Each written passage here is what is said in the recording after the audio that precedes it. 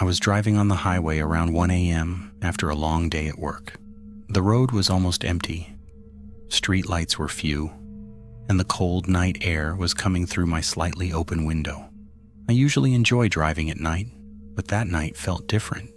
I was heading to a friend's house in the outskirts of the city. On a road known for being long and dark, there was no car ahead, no car behind me, just me and the endless road.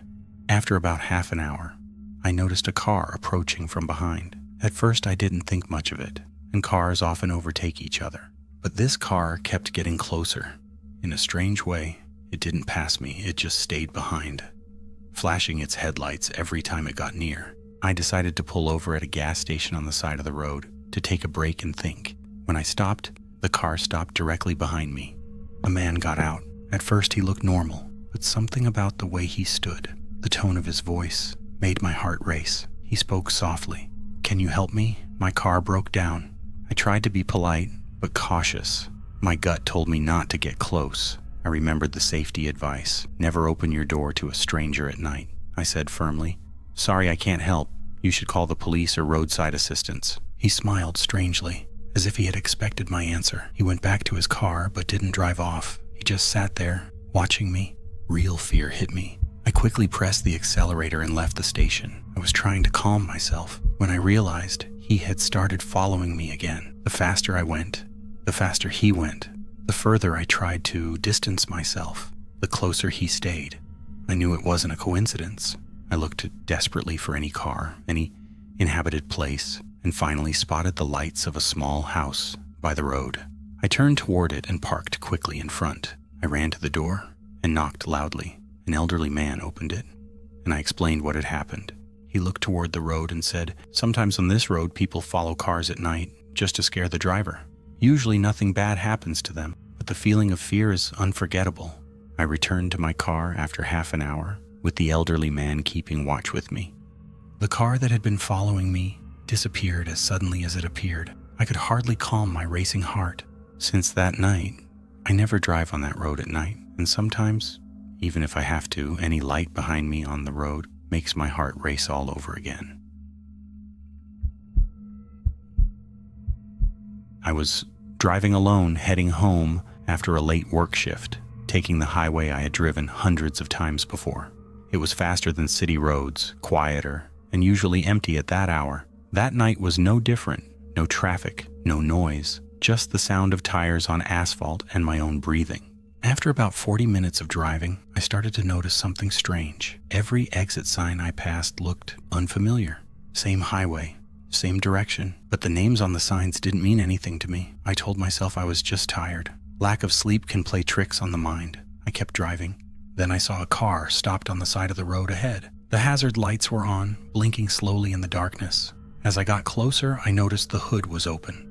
There was a woman standing beside the car. She was waving her hand. I hesitated. It was late. The road was empty. Everything they warn you not to do. Still, she looked normal. Just someone stranded on a dark highway. I stopped about 10 meters away and lowered my window slightly. "Are you okay?" I asked. She took a step closer, but not too close, and said calmly, "My phone died. Could you call someone for me?" Her voice was calm, too calm.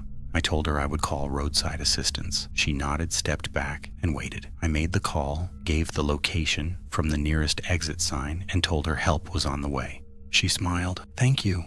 I drove off, uneasy but relieved that I hadn't stayed. Less than 5 minutes later, I checked my rear view mirror. There was a car behind me. At first, I didn't think much of it. Highways don't stay empty forever. But then something clicked, and my stomach tightened.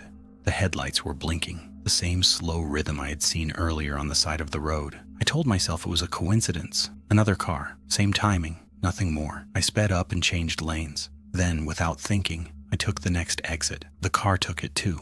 My heart started pounding. This exit led to a narrow service road I barely remembered. No lights, trees on both sides, no houses, no signs. I thought about turning back, but the car stayed behind me, close enough that I could see the shape of the driver through the windshield. One person. I drove faster than I should have. The road twisted, dipped suddenly, and then ended in an abandoned area, an old parking lot, empty, cracked, and surrounded by darkness. No exit. I stopped. The car stopped behind me. I didn't turn around. I locked the doors and grabbed my phone and no signal. Then I heard a knock, not violent, calm, polite, on my driver's side window. I turned slowly. It wasn't the woman, it was a man, middle-aged, clean clothes, calm expression. He smiled and raised his hands slightly, as if to show he meant no harm. Through the glass, he said, "You took the wrong road." My throat went dry. "What?"